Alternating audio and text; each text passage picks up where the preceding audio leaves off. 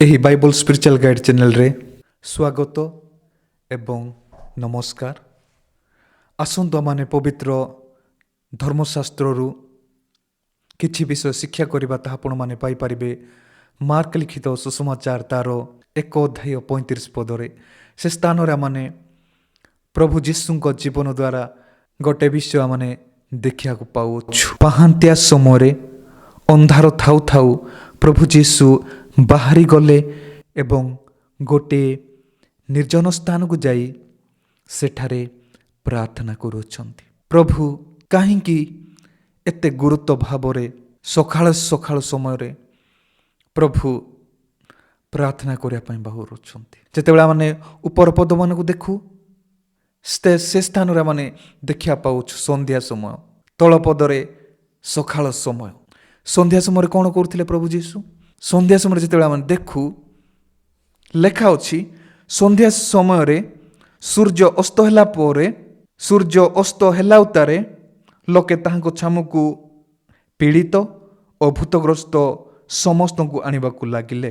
ପୁଣି ନଗରବାସୀ ସମସ୍ତେ ଦ୍ୱାର ନିକଟରେ ଏକତ୍ର ହେଲେ। ଗୁରୁତ୍ୱପୂର୍ଣ୍ଣ ବିଷୟ, ନଗରବାସୀ ଲୋକ ସମସ୍ତେ ଦ୍ୱାର ନିକଟରେ ଉପସ୍ଥିତ ହେଲେ। କାହା ଦ୍ୱାର ନିକଟରେ? ପ୍ରଭୁ ଯେଉଁ ସ୍ଥାନରେ ଥିଲେ ସେ ସ୍ଥାନରେ, ସେହି ଦ୍ୱାର ରୋଗୀମାନଙ୍କୁ, ମନ୍ଦାତ୍ମାରେ ଆକ୍ରାନ୍ତ ଲୋକମାନଙ୍କୁ ପ୍ରଭୁଙ୍କ ନିକଟକୁ ଅଣାଯାଉଛି। ସୂର୍ଯ୍ୟ ଅସ୍ତ ହେଲା ପରେ ଲେଖା ଅଛି ସନ୍ଧ୍ୟା ସମୟରେ ଏହି ବିଷୟ ପ୍ରଭୁ ଯୀଶୁ କରୁଅଛନ୍ତି। ଅର୍ଥାତ୍ ପ୍ରଭୁ ଯୀଶୁ କେତେ ବ୍ୟସ୍ତ ଥିଲେ, କେତେ ସେ ନିଜ କାର୍ଯ୍ୟରେ ସେ ଉତ୍ତମ ଭାବରେ କାର୍ଯ୍ୟ କରୁଛନ୍ତି।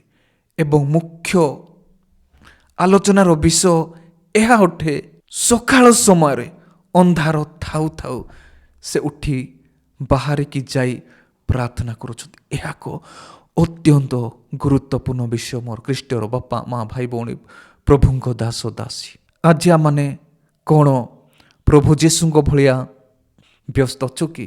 ପ୍ରଭୁ ଯୀଶୁଙ୍କ ଜୀବନକୁ ଆମେ ଅନୁଧ୍ୟାନ କରୁ। ପ୍ରଭୁ ଯୀଶୁ ଆଶ୍ଚର୍ଯ୍ୟ କର୍ମ କଲେ ସୁଦ୍ଧା ପ୍ରାର୍ଥନା କରିବା ପାଇଁ ଯାଉଥିଲେ। ଏହା ଏକ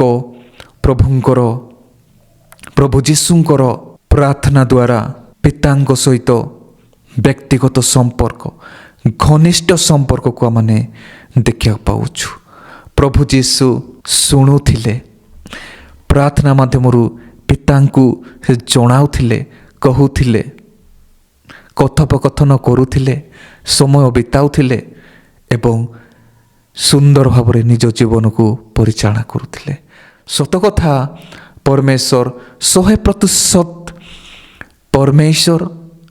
100% ମନୁଷ୍ୟ ଥିଲେ ଏବଂ ମନୁଷ୍ୟ ଭାବରେ ଯାହା କର୍ତ୍ତବ୍ୟ ତାହା କରିଛନ୍ତି। ଅର୍ଥାତ୍ ଆଜିର ପ୍ରସଙ୍ଗ ହେଉଛି ପ୍ରଭୁ ଯୀଶୁଙ୍କ ସହିତ ବ୍ୟକ୍ତିଗତ ସମ୍ପର୍କ। ପ୍ରଭୁ ଯୀଶୁଙ୍କ ସହିତ ବ୍ୟକ୍ତିଗତ ସମ୍ପର୍କ ଆମ୍ଭମାନଙ୍କର କିପରି ଅଛି, ତାହା ମାନେ ନିଜକୁ ମାନେ ସମୀକ୍ଷା କରିବା। ପ୍ରଭୁ ଯୀଶୁଙ୍କ ସହିତ ଘନିଷ୍ଠ ସମ୍ପର୍କ ଅତି ଗୁରୁତ୍ୱପୂର୍ଣ୍ଣ। ଯଦି ଆମେ ପ୍ରଭୁ ଯୀଶୁଙ୍କଠାରେ ଅଛୁ, ତେବେ ଆମେ ଉତ୍ତମ ଫଳ ଫଳିପାରିବା। ଯେତେବେଳେ ପ୍ରଭୁ ଯୀଶୁ ଆମମାନଙ୍କ ଜୀବନରେ ଅଛନ୍ତି, ତେବେ ଆମେ ଯେଉଁ ବିଷୟ ଇଚ୍ଛା କରୁ, ତାହା ମାଗୁ, ତାହା ମାନଙ୍କ ନିମନ୍ତେ ସାଧିତ ହୋଇଥାଏ। ଯହନ ତାର 15 ଆମେ ଦେଖିବାକୁ ପାଉଛୁ। ପ୍ରଭୁ ଯୀଶୁଙ୍କ ସହିତ ସଂଲଗ୍ନ ହୋଇ ଜୀବନ କାଟିବାର ଆବଶ୍ୟକତା ରହିଅଛି। ମୋର ଖ୍ରୀଷ୍ଟର ବାପା ମା ଭାଇ ଭଉଣୀ, ଯଦି ଆମେ କେବଳ ନିଜ କାର୍ଯ୍ୟରେ ବ୍ୟସ୍ତ ଅଛୁ, ସମୟ ବାହାର କରିପାରୁନୁ ପ୍ରାର୍ଥନା ପାଇଁ, ବାକ୍ୟ ଧ୍ୟାନ ପାଇଁ, ଗିର୍ଜା ଉପାସନା ପାଇଁ, ତେବେ ସମ୍ଭବ ଅଛି ଆମମାନଙ୍କର କାର୍ଯ୍ୟ ଆମମାନଙ୍କୁ ପରିଚାଳନା କରିବା ପାଇଁ ଚେଷ୍ଟା କରିଥାଏ। ଜଗତର ବିଷୟ ଗୁଡ଼ିକ ଆମମାନଙ୍କୁ ପରିଚାଳନା କରିବା ପାଇଁ ଚେଷ୍ଟା କରିଥାଏ। କିନ୍ତୁ ଯିଏ ଆମକୁ ସୃଷ୍ଟି କରିଅଛନ୍ତି, ଯିଏ ଆମକୁ ନିର୍ମାଣ କରିଅଛନ୍ତି, ଆମ୍ଭେମାନେ ତାହାଙ୍କୁ ନିଜ ଜୀବନକୁ ସମର୍ପଣ କରିବା। ନିଜ ଜୀବନରେ ତାହାଙ୍କୁ ଆମେ ଏଲାଉ କରିବା, ପ୍ରଭୁ ଆମମାନଙ୍କୁ ପରିଚାଳନା କରନ୍ତୁ। ପ୍ରଭୁ ଯୀଶୁଙ୍କର ସ୍ୱରକୁ ଶୁଣିବା।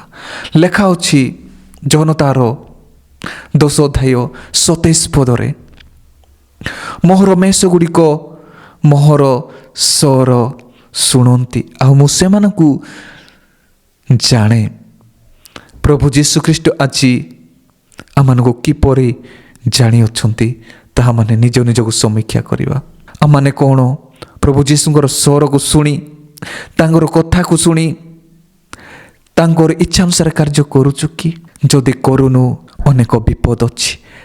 ଆମମାନେ ଆଦି ପୁସ୍ତକ 3 ଅଧ୍ୟାୟରେ ଦେଖିବାକୁ ପାଉଅଛୁ, ଜାଣିଅଛୁ ହବା କିପରି ସର୍ପର କଥା ଶୁଣି ପ୍ରଭୁ ଯେଉଁ ବିଷୟ ମନା କରିଥିଲେ ତାହା ସେ କରିଅଛି। ଫଳ ଖାଉନି, ଯେଉଁ ଫଳ ଖାଇବା ପାଇଁ ପରମେଶ୍ୱର ମନା କରିଥିଲେ ସେହି ଫଳ ଖାଇଲା। ଆଜି ବିଭିନ୍ନ ପ୍ରକାର ସ୍ୱର ଗୁଡ଼ିକ ଆମ୍ଭମାନଙ୍କୁ ପ୍ରଭୁଙ୍କ ସହିତ ସମ୍ପର୍କ ଭାଙ୍ଗିବା ପାଇଁ ଚେଷ୍ଟା କରୁଅଛି। ଯଦି ଆମେ ଭୁଲ କରୁ, ପ୍ରଭୁଙ୍କ ବିରୁଦ୍ଧରେ କାର୍ଯ୍ୟ କରୁ, ତେବେ ଆମେ ପାପ କରୁ। ପାପ ପ୍ରଭୁ ଯୀଶୁଙ୍କ ସହିତ ସମ୍ପର୍କ କ'ଣ କରିଥାଏ? ଭାଙ୍ଗିଥାଏ। ଆମମାନେ ପ୍ରଭୁ ଯୀଶୁଙ୍କର ସ୍ୱରକୁ ଶୁଣିବାରେ ପ୍ରଭୁ ଯୀଶୁଙ୍କର ସ୍ୱର ଶୁଣି ପାରିନଥାଉ। ଭିନ୍ନ ସ୍ୱର ଗୁଡ଼ିକ ଶୁଣିଥାଉ, ଭୟର ସ୍ୱର ଶୁଣିଥାଉ, ପାପର ସ୍ୱର ଶୁଣିଥାଉ, ଜଗତର ସ୍ୱର ଶୁଣିଥାଉ, ନିଜର ଭୟର ସ୍ୱର ଶୁଣିଥାଉ। କିନ୍ତୁ ପ୍ରଭୁ କହୁଅଛନ୍ତି ମୁଁ ମୋହର ମେଷମାନଙ୍କୁ ଚିହ୍ନେ, ଜାଣେ। 28 ପଦରେ ଲେଖା ଅଛି ମୁଁ ସେମାନଙ୍କୁ ଅନନ୍ତ ଜୀବନ ଦିଏ, ମୋ ହସ୍ତରୁ କେହି ସେମାନଙ୍କୁ ହରଣ କରିପାରିବ ନାହିଁ। ଜଗତର ବିଷୟ ଗୁଡ଼ିକ, ଦୁଃଖ, ଅଭାବ, ସମସ୍ୟା ପ୍ରଭୁ ଯୀଶୁଙ୍କ ଠାରୁ ଆମକୁ ଅଲଗା କରିପାରିବ ନାହିଁ। ଆମ୍ଭେମାନେ ପ୍ରଭୁଙ୍କର ଦାସ ଦାସୀ, ସନ୍ତାନ ସନ୍ତତି, ଆମ୍ଭେମାନେ ପ୍ରଭୁଙ୍କର ଲୋକମାନେ। ପ୍ରଭୁ ଆମମାନଙ୍କ ସହିତ ଅଛନ୍ତି। ସେ ଆଦମ ହେବାକୁ ଖୋଜିଗଲେ। ସେ ଅପବ୍ୟ ପୁତ୍ର ଯିଏକି ବାପାଙ୍କ ଠାରୁ ଅବାଧ୍ୟ ହୋଇକି ଦୂରକୁ ଯାଇଥିଲା, ସେ ଅନୁତାପ କରି ଯେତେବେଳେ ଆସୁଅଛି ପ୍ରଭୁ ପିତା ତାଙ୍କୁ ଗ୍ରହଣ କରୁଅଛନ୍ତି। ଆସ, ଯଦି ଆମମାନଙ୍କର ପରମେଶ୍ୱରଙ୍କ ଠାରୁ ସମ୍ପର୍କ ଭାଙ୍ଗି ଯାଇଛି, ଆମମାନେ ପ୍ରଭୁଙ୍କ ନିକଟକୁ ଆସିବା, ପ୍ରଭୁଙ୍କଠାରେ ଅନୁତାପ କରିବା। ଯେଉଁ ସମୟରେ ଆମେ ଅନୁତାପ କରୁ ଆମମାନଙ୍କର ସମ୍ପର୍କ ଆଉ ଗଠନ ହୋଇଥାଏ ଏବଂ ଜୀବନରେ ଶାନ୍ତି ଆନନ୍ଦ ପାଇଥାଉ। ଅପବ୍ୟ ପୁତ୍ର ଯେତେବେଳେ ପିତାଙ୍କ ପାଖକୁ ଆସିଲେ ଅନୁତାପ କରି, ସେ ପାଦରେ ପାଦୁକା, ହସ୍ତରେ ମୁଦି, ଉତ୍ତମ ବସ୍ତ୍ର, ଉତ୍ତମ ଖାଦ୍ୟ ଦ୍ରବ୍ୟ ପାଇ ସେ ଖୁସି ଆନନ୍ଦରେ ରହିଲେ। ଯେତେବେଳେ ପ୍ରଭୁ ଯୀଶୁଙ୍କ ଠାରୁ ଦୂରକୁ ଯାଇଥିଲେ ସେ କଷ୍ଟ ପାଉଥିଲେ। ଆସ ଆମମାନେ ପ୍ରଭୁଙ୍କ ପାଖକୁ ଫେରିବା। ଯଦି ଆମମାନେ ପ୍ରଭୁଙ୍କଠାରେ ଅଛୁ ଆଉ ଦାନିଏଲ ଭଳିଆ ସଦାସର୍ବଦା ପ୍ରଭୁଙ୍କଠାରେ ବିଶ୍ୱାସ ରଖି, ଭରସା ରଖି, ପ୍ରାର୍ଥନାର ଶୀଳ ଜୀବନ କାଟିବା, ପବିତ୍ରତାର ଜୀବନ କାଟିବା, ସତ୍ୟତାର ଜୀବନ କାଟିବା, ବାଧ୍ୟତାର ଜୀବନ କାଟିବା। ଦାନିଏଲ ତାଙ୍କ ବିରୁଦ୍ଧରେ କରିଥିବା ଚକ୍ରାନ୍ତର ସମ୍ବାଦ ଶୁଣିଲେ ସତ୍ତ୍ୱେ ସେ ଯାଇ ପ୍ରାର୍ଥନା କଲେ ଏବଂ କଷ୍ଟ ମଧ୍ୟ ଭୋଗିଲେ, କିନ୍ତୁ ପ୍ରଭୁ ତାଙ୍କୁ ଉଦ୍ଧାର କଲେ ଏବଂ ପ୍ରଭୁ ତାଙ୍କୁ ଅତ୍ୟନ୍ତ ଉନ୍ନତ କଲେ। ହାଲେଲୁୟା। ପ୍ରଭୁ ଆଜି ଆପଣଙ୍କୁ, ମୋତେ, ଆମ ସମସ୍ତଙ୍କୁ ଉନ୍ନତ କରିବା ପାଇଁ ଚାହୁଁଛନ୍ତି, ଆଶୀର୍ବାଦ କରିବା ପାଇଁ ଚାହୁଁଛନ୍ତି।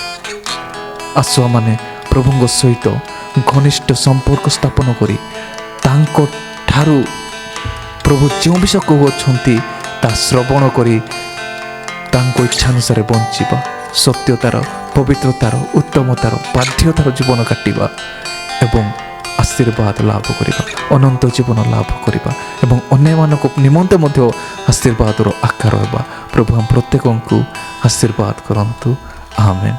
ନମସ୍କାର।